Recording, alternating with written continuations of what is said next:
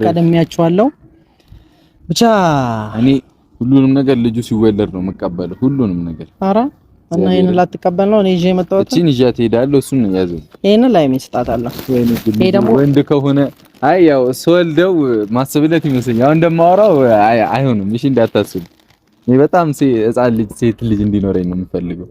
ይሄ ደግሞ ያለ በቃ እንደዚህ ነው ኢንሻአላህ። አሁን አራስ ስትሆን ሃይሚ ይሄንን ሰጣታለህ በቃ ይሆናታል። ብዙ ነገር ነው ለሚኖረው እዚህ ትራስ ምናምን ብዙ ነገር አለውና ብቻ ደስ ይላል። እኔ ደስ ብሎኛል እውነት አሪፍ ነው። አሁን ልጅ ላስገባው እዚህ ውስጥ አሁን ሃይሚ እንዴት ነው ደስ ይላታል። እንዴት ነው ግን ስሜቱ? ተቀበለ አራተ መጀመሪያ ደንግጬ ነበር ሆነን ለመናገር ደስ ይላል። አዎ መጀመሪያ ደንግጬ አለ እዛ ስረጋጋ ደስ አለኝ። እንደውም ጥሩ ነው። ቤተሰብ ዛሬ ለየት ባለ ርዕስ ነው የመጣሁት ማለት ነው። ቪዲዮን እስከ መጨረሻ ተከታተሉኝ። አስተያየት ካላችሁ በኮሜንት አሳውቁኝ። መግቢያው ላይ እንደሰማችሁ እንዳዳመጣችሁ ፍፄ የሃይሚ ልጅ ልብስ ገዛሁላት ብሎ በራሱ ቤት ከብሩኬ ጋር መጥተዋል ማለት ነው።